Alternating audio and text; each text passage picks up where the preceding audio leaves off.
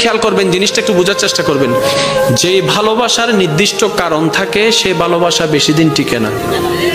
মনে করেন আপনি কাউকে ভালোবেসেছেন তার হাসি দেখে, এই হাসি যতদিন সুন্দর লাগবে ভালোবাসা থাকবে, হাসি যখন সুন্দর লাগবে না ভালোবাসা অটোমেটিক শেষ হয়ে যাবে। তো সত্যিকার ভালোবাসা কি জানেন?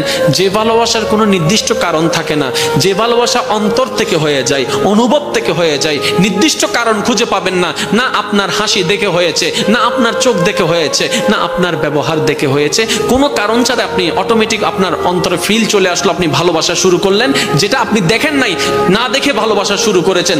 দেখবেন এই ভালোবাসা কখনো শেষ হবে না। মনে রাখবেন এটা রহমানের দরবার থেকে স্বামীর অন্তরে স্ত্রী, স্ত্রীর জন্য স্বামীর জন্য আসা ভালোবাসা। কেমন ভালোবাসা? এই ভালোবাসা কখনো ডিভোর্স আনবে না, কারণ সে সারা জীবন কেটে যাবে কেন ভালোবাসি কেন ভালোবাসি এই কারণ খুঁজতে খুঁজতে জীবনেই চলে যাবে, জীবনেই শেষ হয়ে যাবে, ডিভোর্স হওয়ার কোনো সম্ভাবনা আর থাকবে না। বলেন না সুবহান।